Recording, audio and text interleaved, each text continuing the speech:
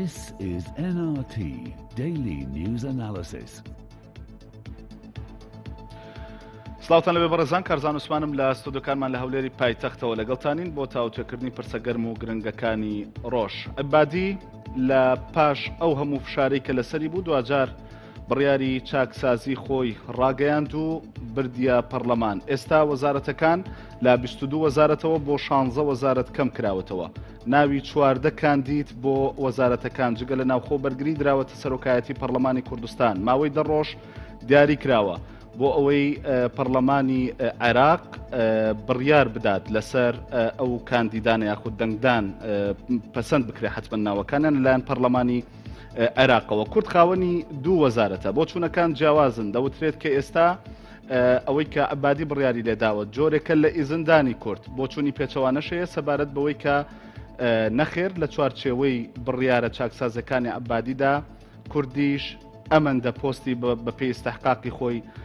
بەرکەوتەوە. من ئەم شەو هەوڵ دەدەم خوێندنەوە بکەین بۆ پاش بڕیارەکانی حەیدەر عبادی لە عێراقدا وە کورد بە تایبەت چ پێگە و ڕۆڵێکی دەبێت لەم حکوومەتە نوێدا بە میوانداری هەریەک لە سروە عەبدولواحید ئەندامی پەرلەمانی عێراق. سوپاس بۆ ئامادەبوونت سروەخان.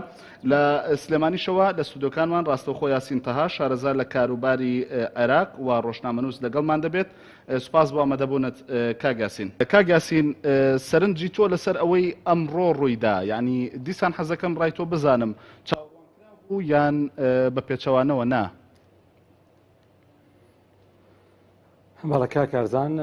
زۆر بەخێراتنی میوانەتەکەتەکەم بەڕاستی ئەوەی کە ڕوویدا لەلایەکەوە مفاجی بوو و لەلایەکەوە مفاجئیش نەبوو. لەوە مفاجیە کە گرنگە بەرەو پێشچوونێکی زۆر گەورەیە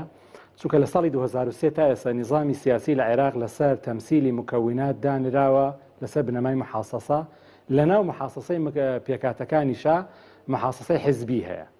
ڕەنگە ئەگە یارمەتیم بێ بە یەک کورتی ڕۆنی بکەمەوە ینی محاسەسەی حزبی سروەخان باشترە ئیسانێ بریتیە لەوەی کە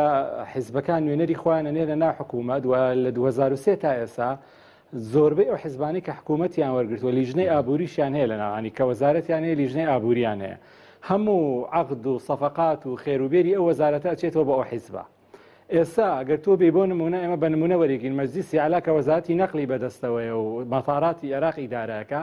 کۆمپانیایەکی بەناوی فلای بەغداد کە ئاڵێن لە ختوجەوی عێراق بەقوەترە. ئەمە نمونەیەکە بۆ باسکردن و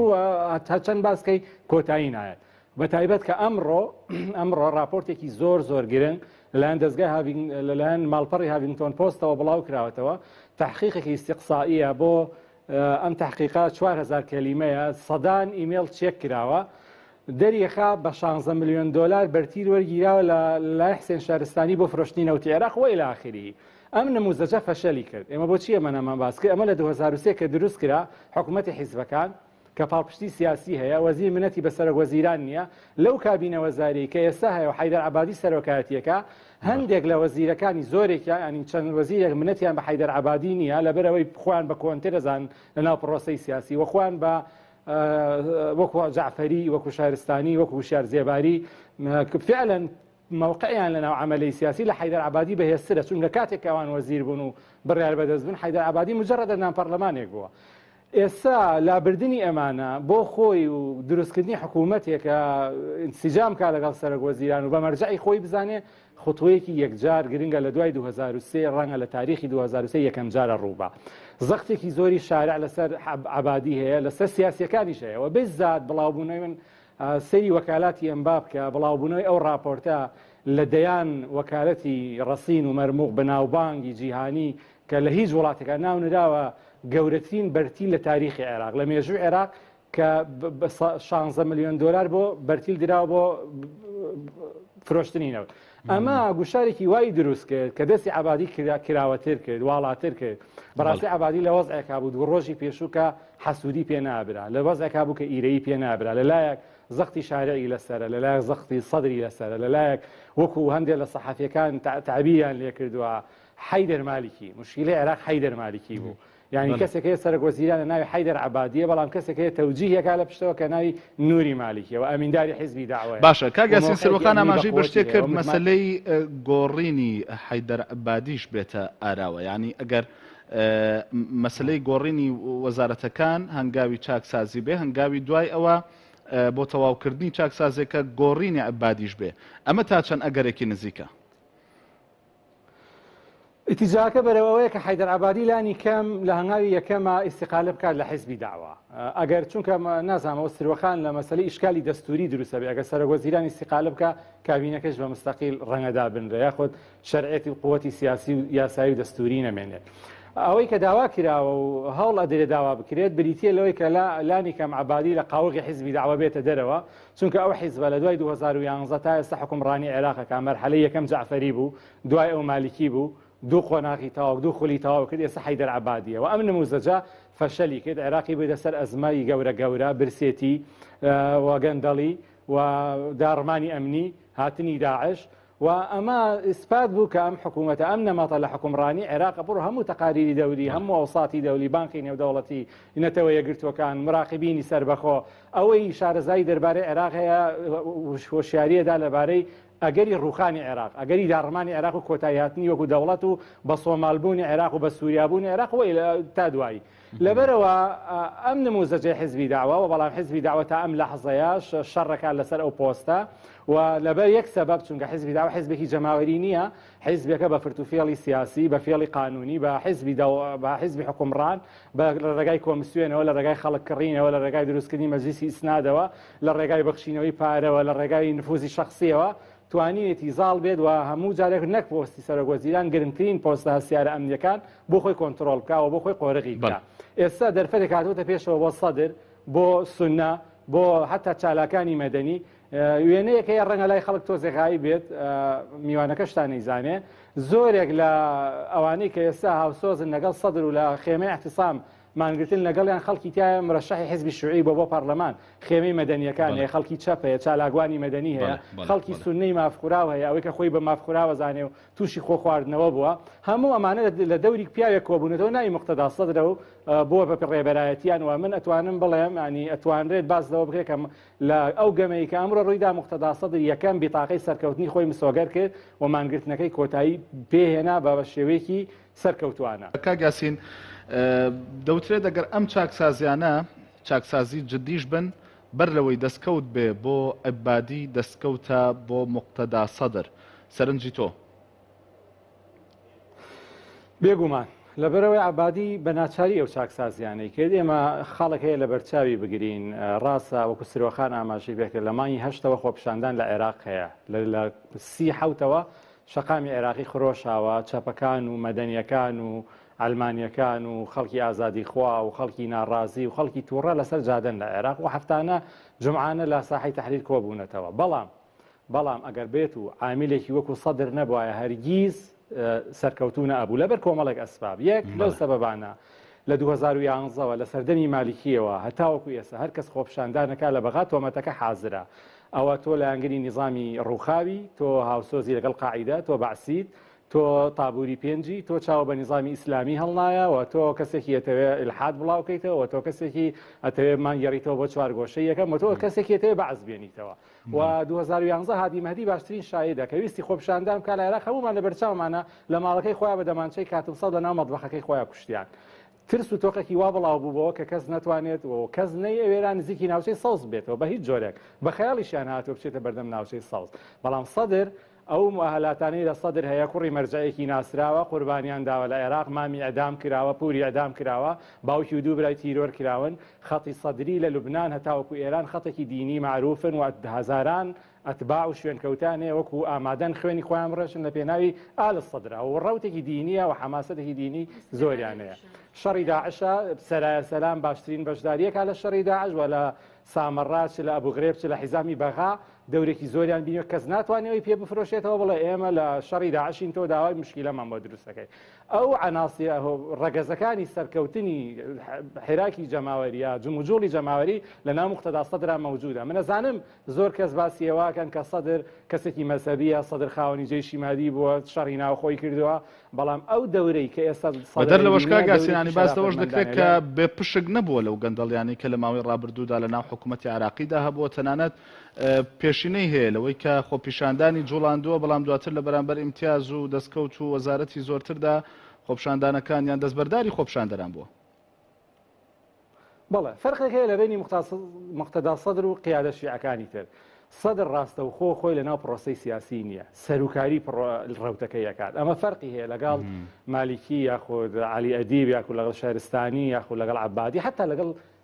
عەمار حەکیمی، چونکە عەمار حەکیم بۆ نمونە چەند ماوەیەکی زۆرە هەوڵەدا بێ بە سەرۆکی تەحالوفی وەتەنی، بەڵام لەبەر ئەوەی شخصی مقتەدا سەدر پۆستی حکومی نییە،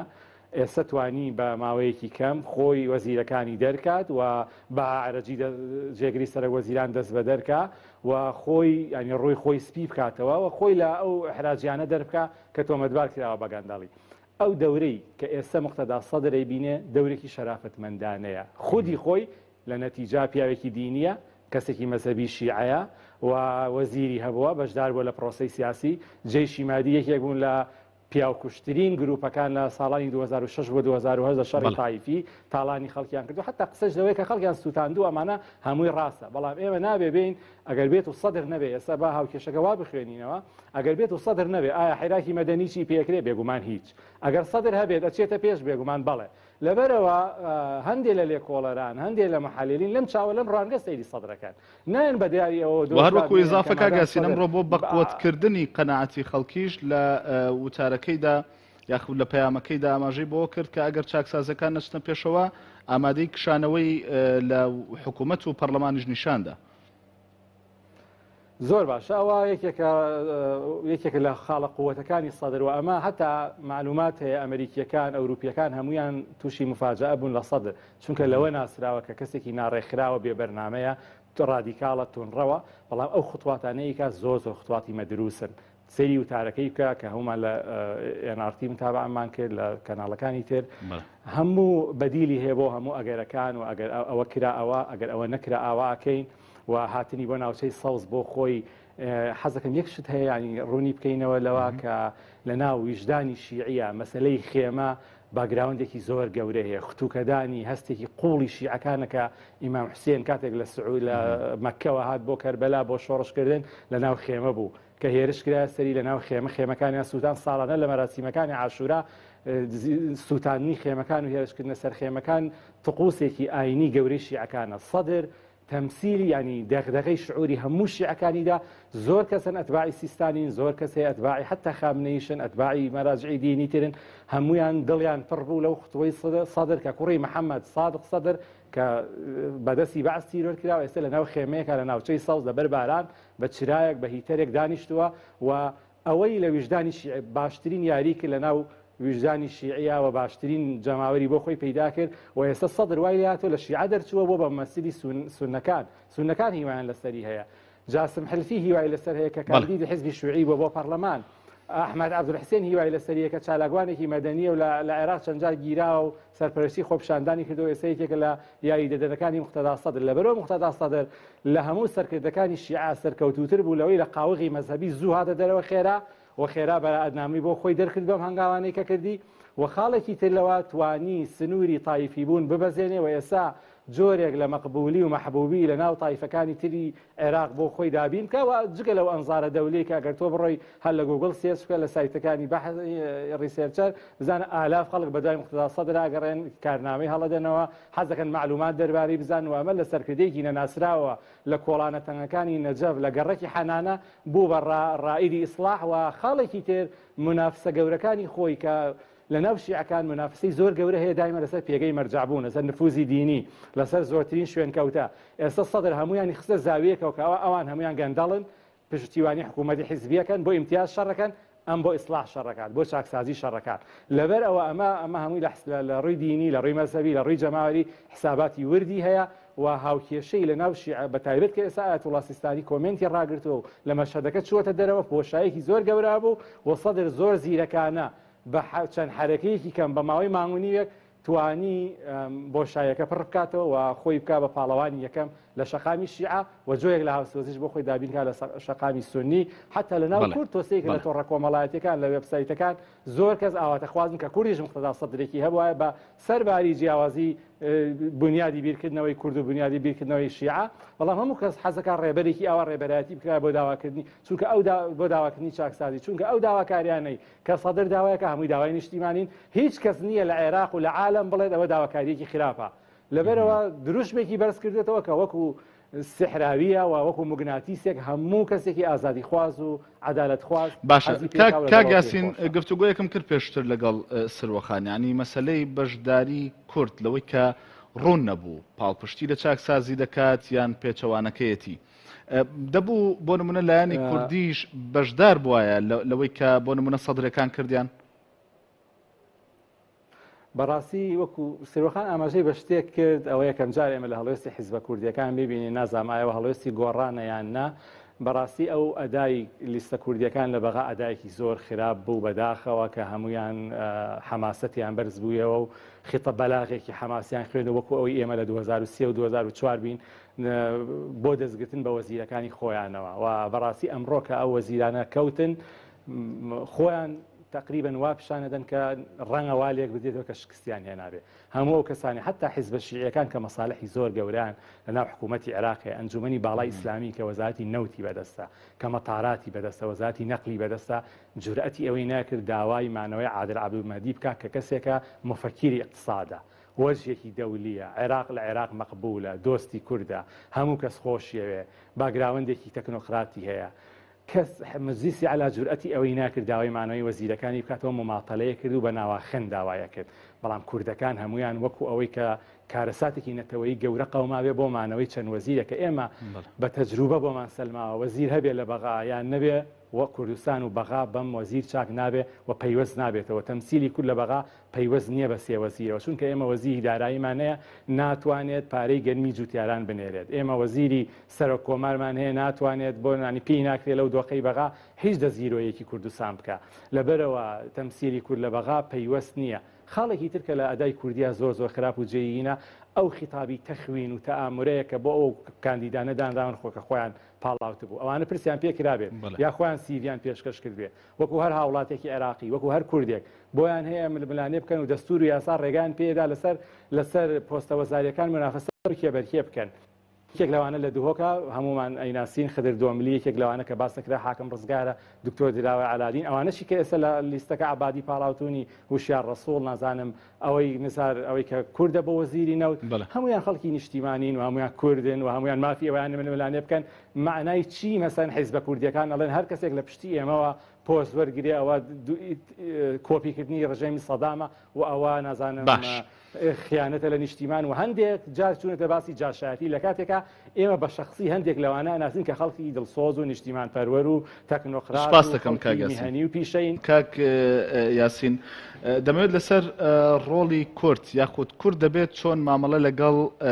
ئەم دۆخە تازەیەدا بکە کە ئێستا لە عێراقدا هاتوۆتە ئاراوە و خوێندنەوەی کە بوو لەسەرەوەی کە پاش ئاشکراکردنی کاندیدەکان بۆی کە کورد بە دوو وەزارەت بەشدار دەبێت بۆ لەمە دواوە دەنگی لایەنی کوردی زۆر گوێی لە نەجیرە لەلایەن حکوومەتەکەی یاخود لەلایەن ئەبادی خودی خۆیەوە وەکو نەوەیەک لە ئیزندانی کورد لێک درایەوانێ خوێندنەوەی ئێوە وڵی لەوە گلەیە لە هەموو لیستەکان هەیە ئێستا بڕۆ کوتلەی بەدر منەسەمەی بەدە بگرە خۆی بە مەغدوورە زانێ مەجلیسی عەلا هەر زۆر خۆی بە مەغدوورە زانێ لە بەرەو لە دوو تایبەتیکەینەوە بەلایەنی کوردی وەزیر مەبەستم ینی کوردیش بە هەمان شێوە هەر خۆی بە مەغدوورە زانێ ئێمە یەک مشکیلەمانەیە لە کوردستان هەموو شتێک لە ڕوانگەی خۆمانەوە سەیرەکەین و جارە حیزبە کوردیەکان بەداخەوە کە خەڵکیان لە بەغا هەیە و ئەو هەموو دەستگا و میدیا و سنتەری توێژینەوە شتان هەیە پێویستیان بەوە هەیە واقعی بەغا بخوێننەوە ئێستا بزان ئەوەی لە بەغا ئەوزەرێت چییە ئەو قسانەی کە ئێمە لە میدیایی بیسین ئەو تەسریحاتانە ئەوە هی 2005 و 6 کاتێ برێمەر لە عێراق بوو کاتێکە دەستور ئەنووسرایەوە کاتێکە قیمەی محاسەسەی تائیفی و محاسەسەی حیزبی بوو ئێستا عێراق لە بەردەم هاوکێشەیەکی تازەیە گومان هەیە ئیرادەیەکی دەولی حتا گومان هەیە ینی سیستانی کە بێدەنگە ئیش بۆ ئەوە بکا کە ئەم نەموزەجە بگۆڕێ لەبەرەوە ئەم نەموزەجەی کە هەبوو فەشەلی کرد و نەک فەشەلی کرد چوە ئینهیار ئێستا هەوڵ هەیە ئەم کابینەی ئەمەی کە ڕوئەدا ئێمە ناڵین سەرکەوتووە و واوا ناجیحە بەڵام پێشهاتێکە حاڵەتێکمانێ فاشلە حاڵەتێکەیە تاقی نەکراوەتەوە ئایا تۆ بڕۆی فەشەلەکە تاقیکەیتەوە باشە یا خۆت بخیتە بەردەم تاقیکردنەوەیکی نوێ پرسیارەکە ئەمەیە احتیمالە حکوومەتی تەکنۆکرات هەرس بکات لە عێراق و احتیمالە سەرکەوتوو نەبێ لەبەر کۆمەڵی ئەسباب بەڵام جیاوازە نمونەیەکی جیاوازە شایستەی ئەوەیە کە جارێکی تر تاقی بکرێتەوە دوو کەس دانراون کە ئێستا لە کوردستانەوە ڕۆشتون یعنی چ عیبێکی تایە چ هینێکی تایە بەس بۆ حیزبەکان زەرەرە لەوەی کە مەعاشخۆریان کەمە بێ لەوەی چ کەسێک نەبێت لە بەغا ئەمریکن بەسەری ئەوامان بۆ بکە ئەومان بۆ بکە ممکنە تۆزە زەحمەتتر بێ بەڵام ئەگەر کورد بن من ئەو دوو بەڕێزە زۆر نەچوبەتە ناوردەکاری سیڤیانەوە بەڵام خەڵکی هەرێمی کوردستان بن و ئینتیمای کوردایەتیان هەبێ و قەت ئەو نظامی باسیش لە عێراق نەماوە کەس بڕوا جاشایەتی بۆ شیعە بکە یاخود بۆ سونەی بکە لە بەغا چونکە ئێستا کوردستان بەهێزترین پارچەی عێراقەوە کوردبوون شانازیە ممکن نییە کەس لە هەرێمی کوردستان ئێستا جارێکی تر بڕات بۆ نمونە بێتە پیاوی عەبادی نازانم پیاوی ئەوانە پێویستە تۆزێ واقعی بین و ئێمە بە چاوی هەشتاکان و بە چاوی ڕژێمی بەعس سەیری ڕژێمی ئێستا عێراق نەکەین کە کوردبوون عیبە بوو یا قاچاقبوون بوو یا ئەدام بووە سەدام لە ئەوجی قووەتی خۆیان بوو ئەمانە هەمویان پێویستیان بە خەڵکی بە دراسە هەیەەوە پێویستیان بە خوێندنەوە هەیە ئێمە سوڵتەی سیاسی ئێمە کە سەرۆکاتی هەرێمی کوردستان و حکوومەتی هەرێمە بەغای فەرامۆش کردووە و ئیژە سەر خیاری ڕفراندۆم و سەربەخۆییەکە خێرە ئێستا ئێمە بین بڵین وڵا بەغا بەشدارمان ناکاو مشارەکەمان ئێمە خۆمان بەغامان ناوێ ئێمە خۆمان ئەمانەیە لە بەغا نەبین بۆ ئێستا بیکەین بەگلەی و بە عێراقیەکانی بفرۆشینەوە کە ئێمە عێراقیەکان ئێمەیان بێبەش کردووە ئێمە حەزەکەم سەیریکەی خیتابی هەموو حیزبەکان بڕۆ سونەکان هەمووی گلەی هەیە لە نەو شیعەکان ئەو پەڕی گلەی هەیە ینی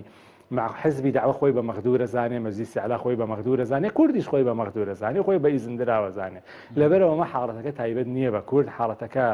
دۆخێکە بەسەر هەموو هێز هەیە لە بەغا عەسایب شەڕی داعشەکە ڕۆژانە خوێنەدا وەزیریشی بەرنەکەوتووە ئایا کرێ ئێستا ئێمە بڵێن وەڵا عەسایب فەرامۆشکراوە پەراوێزکراوە نەخێر ئەکرێ بەدر بڵێن بەدر فەرامۆشکراوە پەراوێزکراوە نەخێر لەبەرەوە واقعێکی نوێی هاتووەتە کایەوە عەبادی لەژێ گوشاری زۆرە عەبادی چاوی لە کورد نییە چاوی لەو 2000 کەسەیە لە بەردەم ناوچەی خەزرا بە کوتەکەوە وەساون چاوی لە سەدرەکە ئاڵێ ئەگەر ئەندام پەرلەمان دەنگ نەدا بۆ چاکسازی ئەیکەن بە عیبرە لمن یعتەبەر ئەیکەن بە عیبرەت بۆ پند بۆ کەسێک کە پند وەرگرێ ئەوانە ئەو هاوکێشانە لە زەینی بڕیار بەدەستەکانی عێراق و گۆڕان ئەمە لە پشت گۆڕانکاریەکانی ئەمڕۆی عێراقەوە هەیە نەک ئەوەی کە تۆ بڵێ